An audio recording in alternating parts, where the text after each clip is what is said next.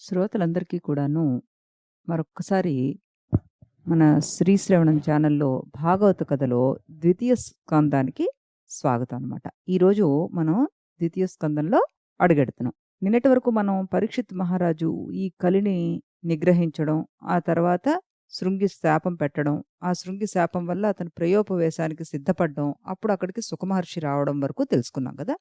ఈ సుఖమహర్షి వచ్చిన తర్వాత నుంచి జరిగేదంతా కూడాను ద్వితీయ స్కందం అన్నమాట. ఇది ఒక 4, 5 భాగాల కింద మనం చెప్పేసుకుందాం. శ్రీ సుఖ మహర్షిని ఈ పరీక్షిత్తు ఈ విధంగా అడిగాడు. ఏమని? మహర్షి, ఒక వ్యక్తి ఏ కారణం చేతైనా మరణించబోతుంటే అతడు ఏం చేస్తే బావుంటుంది? భగవంతుడిలో ఏ విధంగా ఐక్యం అవ్వగలుగుతాడు? ఆ వ్యక్తి చెయ్యాల్సింది, వినాల్సింది, జపించాల్సింది, స్మరించాల్సింది, భజించాల్సింది ఏదైనా ఉందా? అతడు ఏ కార్యాలు చేస్తే బావుంటుందో నాకు వివరించండి అన్నాడు. అప్పుడు సుఖమహర్షి పరీక్షిత్తుతోటి ఇలా అన్నాడు. మహారాజా, చాలా మంచి ప్రశ్న వేశావు నువ్వు. ఇది నీకే కాదు, అందరికీ ఆమోదయోగ్యమైనది. ఎల్లప్పుడూ నేను, నా ఇల్లు, సంసారం అంటూ అందులోనే మునిగి తేలేవాళ్ళు, ఆత్మతత్వం గురించి ఆలోచించని వాళ్ళు కూడా వినదగ విషయం అన్నమాట. ఇది నువ్వు అడిగిన క్వెషన్ అలాంటిది. కేవలం ప్రాపంచిక విషయాలు అంటే మనం డైలీ రొటీన్‌లో చేసే పనులు చేసుకుంటూ, రాత్రంతా నిద్రపోతూ, పొద్దులంతా పని, డబ్బు సంపాదించుకోవడం అలాంటివన్నీ చేసుకుంటూ, కుటుంబ అవసరాలు తీర్చేసి గడిపేస్తున్నాం. కానీ మనుషులు ప్రతిరోజు కాలంతో పాటు పోటీ పడుతూ ఉంటారు తప్పితే, కాలంతో యుద్ధం చేస్తూ ఉంటారు తప్పితే, పరలోకానికి వెళ్ళడానికి మార్గం ఏంటి అన్నది మనం ఆలోచించాలన్నమాట.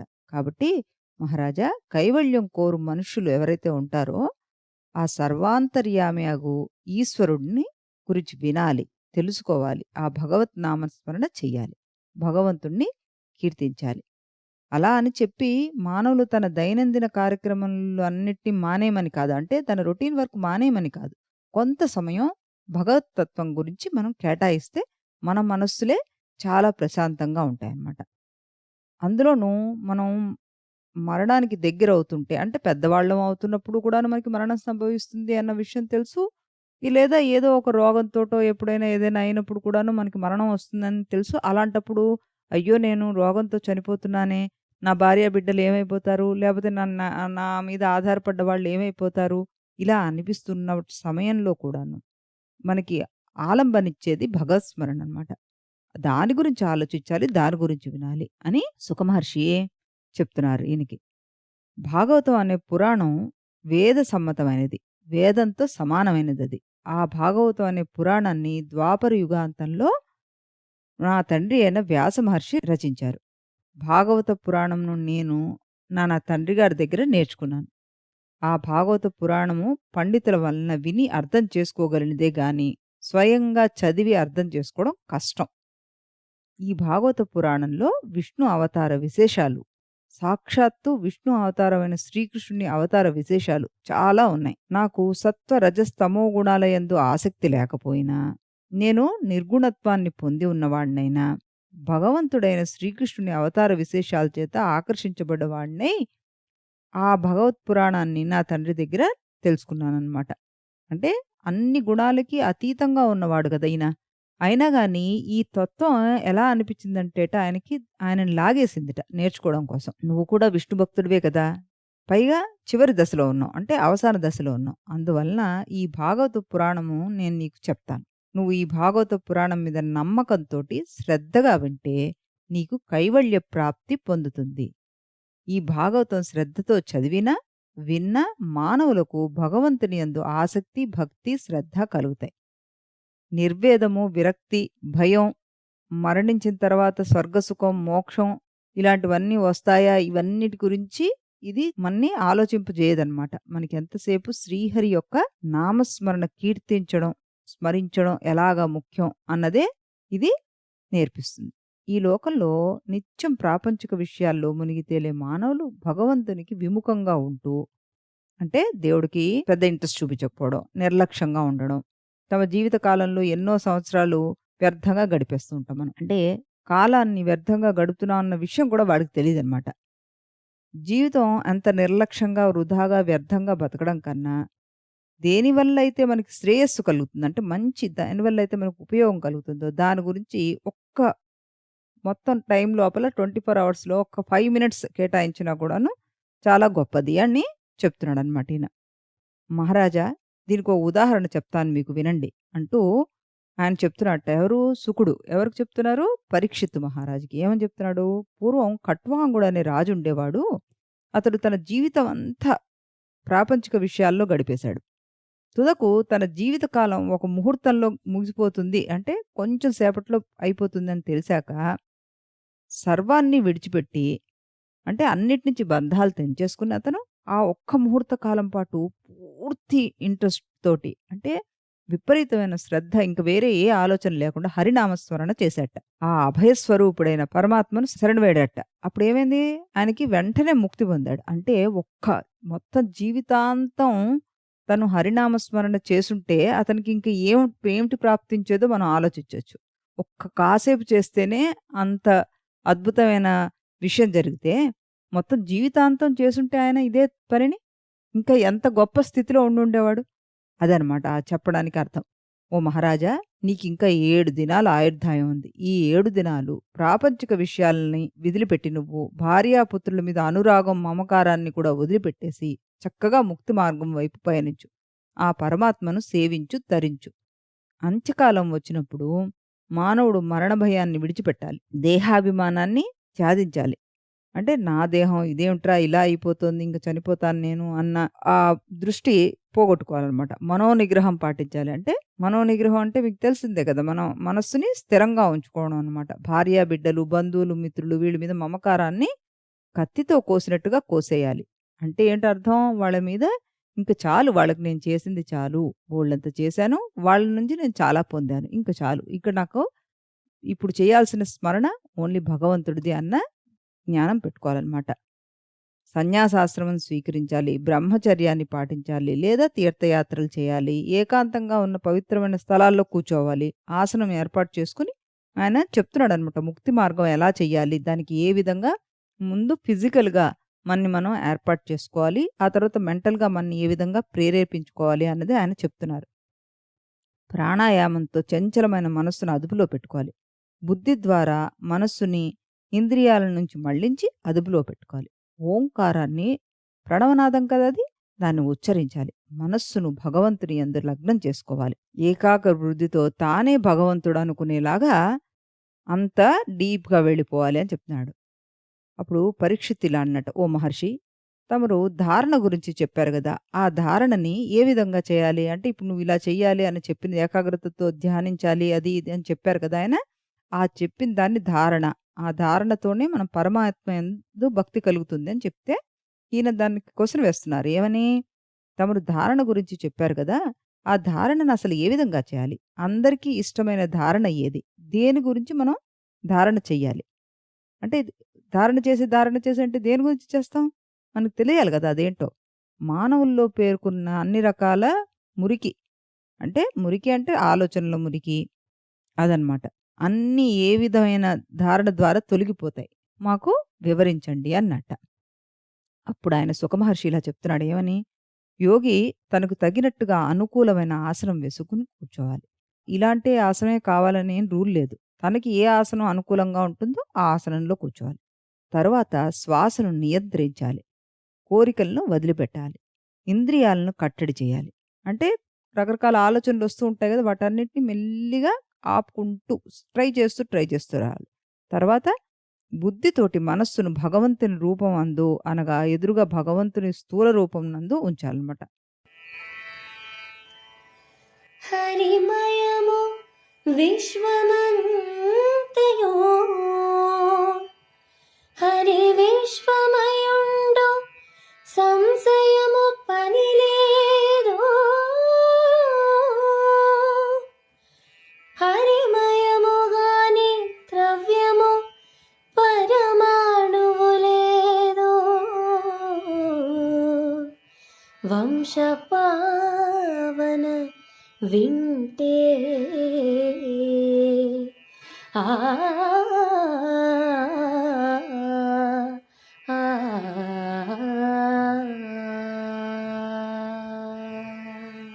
భగవంతుడు విరాట్ స్వరూపుడు. అంతకంటే పెద్ద స్వరూపం మరొకటి ఏమీ లేదు. ఈ స్థూల ప్రకృతి అంతా ఆ విరాట్ స్వరూపం నిండే ఉంది. అంటే ఈ మొత్తం మనం ఎక్కడ చూసినా అనుకున్న భగవంతుడిని పెద్దగా ఊహించుకొని చూడండి మీరు. ఎలా అనిపిస్తుంది? అంతా భగవంతుడే ఉన్నాడు అని అనుకున్నాం అనుకోండి. మనకి ఆయన ఆయన కంటే ఇంక మించింది ఏది శక్తి లేదని మనం మొదట్లోనే చెప్పుకున్నాం గదా! అలాగనమాట. పృథ్వీ, ఆకాశం, అగ్ని, వాయువు, జలము, మహత్తత్వము, అహంకారము ఈ ఏడింటితోటి కూడిందే విరాట్ స్వరూపం. సమస్త జీవకోటికి ఆయనే పాలకుడనమాట. నియంత ఆయనే. పాతాళ లోకం ఆ విరాట్ స్వరూపం యొక్క పాదమూలం. ఇక్కడ మీకొక చిన్న విషయం చెప్తాను. మనకి లోకాలు 14 ఉంటాయని చెప్తూ ఉంటారు కదా! ఏమని హీరోస్ మన సినిమాల్లో వాటిల్లో చెప్తుంటారు అప్పుడు. ఈ 14 లోకాల్లో నువ్వు ఎక్కడున్నా సరే నేను నిన్ను పట్టి చంపేస్తానని, లేదా మనం చదువుతున్న పౌరాణిక కథల్లో కూడా మనకి ఈ మాట వినబడుతుంటుంది. ఈ 14 లోకాలు ఏంటసలకి? భూమితో సహా మొత్తం 14 లోకాలున్నట్టుగా మనకి పురాతన గ్రంథాలన్నీ చెప్తున్నాయన్నమాట. అంటే మన ఓల్డ్ బుక్స్ అవన్నీ కూడా చెప్తున్నాయి. అవి ఏంటిట భూమి కంటే కింద ఉన్న లోకాలు 7. అంటే మనం లేయర్స్ అని చెప్పుకుంటాం కదా! ఇప్పుడు ఎర్త్ లేయర్స్ అని చెప్పుకుంటూ ఉంటాం కదా! ఆ రకంగా మనం దీన్ని అంచనా వేయొచ్చనమాట. అవి ఏంటిట వాటి పేర్లు అతల, వితల, సుతల, రసాతల, తలాతల, మహాతల, పాతాళ లోకాలన్నవి 7 లోకాలు. అయితే ఈ పాతాళ లోకాల పైన ఏమున్నాయి? భూలోకం, భువర్లోకం, సువర్లోకం, మహర్లోకం, జనర్లోకం, తపల్లోకం, సత్యలోకం అని 7 లోకాలున్నాయి. అంటే మనం ఉంటున్న భూమి అని అర్థం అనమాట. భూలోకం అని అనుకున్నాం కదా! అది. అసలు నిర్వచనం ప్రకారం పాతాళ లోకాలంటే మొత్తం భూగోళానికి కింద విశ్వంలో ఉన్న లోకాలన్నీ. ఊర్ధ్వలోకాలు భూలోకం పైన ఉన్న దేవలోకాలనమాట అని అర్థం. ఇప్పుడు పిల్లలకి అర్థం కావాలంటే ఏలియన్స్ ఉండే ప్లేసెస్ అని అంటాం కదా! అదనమాట. సో, మొత్తం ఎన్నయిపోయాయి మనకి?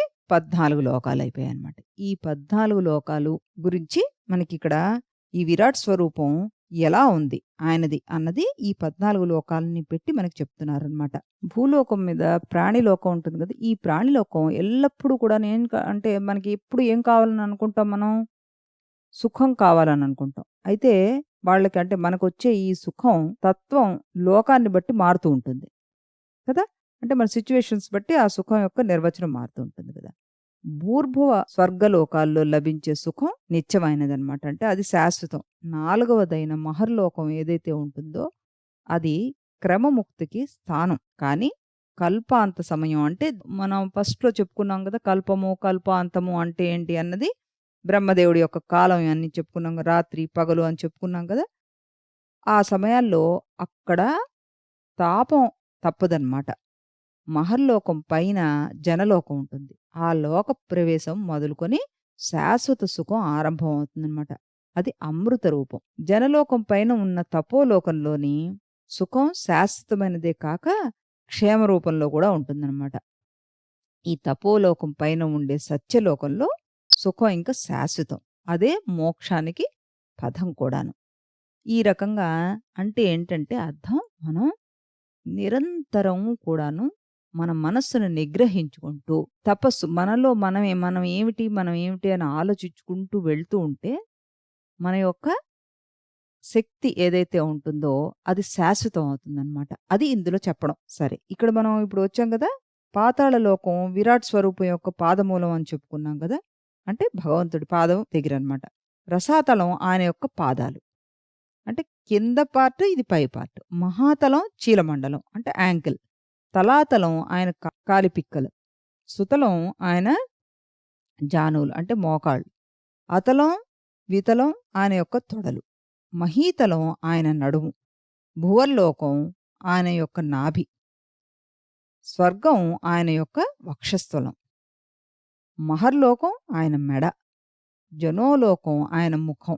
తపోలోకం ఆయన లలాటం. సత్యలోకం ఆయన శిరస్సు. ఇంద్రుడు మొదలైన దేవతలు ఆయన యొక్క చేతులన్నమాట. దిక్కులు ఆయన చెవులు. శబ్దం ఆయన వినికిడి శక్తి. అశ్వినీలు ఆయన ముక్కు రంధ్రాలు. అశ్వినీ దేవతలు అంటాం కదా మనం అదనమాట. ఆయన ముఖమే అగ్ని. ఆకాశం ఆయన నేత్రగోళాలు. ఆకాశంలో ప్రకాశించే సూర్యచంద్రులు ఆయన కళ్ళు. రేయింబగళ్ళు ఆయన కనురెప్పలన్నమాట. బ్రహ్మపదం ఆయన భ్రూమధ్యం అంటే ఐబ్రోస్ మధ్యలో ఉండే ప్లేస్. వరుణుడు ఆయన దవడలు. నాలుక ఆయన రసాస్వాదానం చేసే శక్తి. వేదములు ఆయన బ్రహ్మరంధ్రం అంటే తలపైన మధ్యలో ఉండేది. యముడు ఆయన కోరలు. భార్యాపుత్రుల యందు మమకారం ఆయన దంతాలు. ఆయన మందహాసమే జగన్మాయ. ఈ సృష్టి ఆయన కటాక్షం. సిగ్గు ఆయన పై పెదవి. లోభం ఆయన కింద పెదవి. ధర్మం ఆయన చెస్ట్. అధర్మమే ఆయన వీపు. అందుకే మనకి దేవుడి దగ్గర వక్షస్థలం చూపించి కూర్చోండి అంటుంటారనమాట. బ్రహ్మ ఆయన జననాంగం. మిత్రావరుణులు అండకోశాలు. ఆయన పొట్ట సముద్రం. ఆయన ఎముకలే పర్వతాలు. ఆయన నాడులే నదులు. ఆయన శరీరం మీద ఉన్న రోమములే వృక్షజాతులు. వాయువే ఆయన శ్వాస. కాలమే ఆయన నడక. ప్రాణుల జీవన విధానమే ఆయనకి ఆట. మేఘములే ఆయన కేశాలు. సాయం సంధ్య ఆయన వస్త్రం. ప్రకృతి ఆయన హృదయం. ఆయన మనస్సే చంద్రుడు. విజ్ఞాన శక్తి గలన ఆయన చిత్తం. ఆయన మహత్తత్వం. రుద్రుడే అహంకారం. అశ్వాలు, ఒంటెలు, ఏనుగులు ఆయన గోళ్ళు. సమస్త మృగజాతి ఆయన కటి ప్రదేశం. పక్షులు పరమాత్ముడు చెక్కిన శిల్పాలు. స్వయంభూవు ఆయన బుద్ధి. మనుష్యుడు ఆయన ఉండే నివాస స్థానం. చూసారా, ఇది ఎంత అద్భుతమైన విషయం. మనుష్యుడు ఎవరంటే విరాట్ స్వరూపం ఆయనలో ఉండే ఇదిట, నివాస స్థానంట. గంధర్వులు, విద్యాధరులు, చారుణులు, అప్సరులు ఆయన సర్వములు. అసురులు ఆయన వీర్యం. బ్రాహ్మణుడు ఆయన ముఖం. క్షత్రియులు ఆయన భుజాలు. వైశ్యులు ఆయన తొడలు. శూద్రులు ఆయన పాదములు. ద్రవ్యములతో కూడిన యజ్ఞములు ఆయనకి ఇష్టమైన కర్మలు. ఓ పరీక్షిత్ మహారాజా, నేను నీకు విరాట్ పురుషుని అవయవాల గురించి వివరించి చెప్పాను. మోక్షం కోరువారు తమ బుద్ధిని అనుసరించి విరాట్ స్వరూపుని స్థూల శరీరం నందు తన మనసును లగ్నం చేస్తూ ఉంటారు. దీనికంటే మించిన ఉపాయం మరొకటి లేదు. మనసు లగ్నం చేసి ఆ స్థూల శరీరాన్ని నందు ధ్యానించు. దీనికంటే మించిన ఉపాయం మరొకటి లేదు. నువ్వు కూడా సత్యస్వరూపుడు అయిన ఆ శ్రీమన్నారాయణ్ణి ధ్యానించి తరించు. నారాయణ్ణి కంటే వేరే దైవం అంటూ ఏదీ లేదు. నీకు దైవం నందు భేదభావం కలుగుతుందా? మరలా సంసార వృత్తిలో పడిపోతావు అంటూ సుఖమహర్షి ఈ పరీక్షిత్తుకి విరాట్ స్వరూపం యొక్క విస్తరణ గురించి చెప్పడమే కాకుండాను ఆయన యొక్క భక్తి మార్గంలో ఎలా నడుచుకోవాలి అన్నది కూడాను చెప్పాడనమాట. అయితే ఇది మనకి ఇంకొంచెం వివరంగా అర్థం చేసుకోవడానికి మనం దీని యొక్క వివరణని ఇంకొంచెం వేరే మార్గంలో అర్థం చేసుకునే ప్రయత్నం చేద్దాం వచ్చే కథలో. సో రేపటి కథ కోసం మనం వేచి చూద్దాం. ఎందుకంటే ఈరోజు చెప్పిన కథ యొక్క సారాంశం అంతా కూడాను అందులో వచ్చేట్టుగా మనం తెలుసుకుందాం. దాని యొక్క వివరణ అంతా కూడాను అందులో తెలుసుకుందాం. అంతవరకు సెలవు.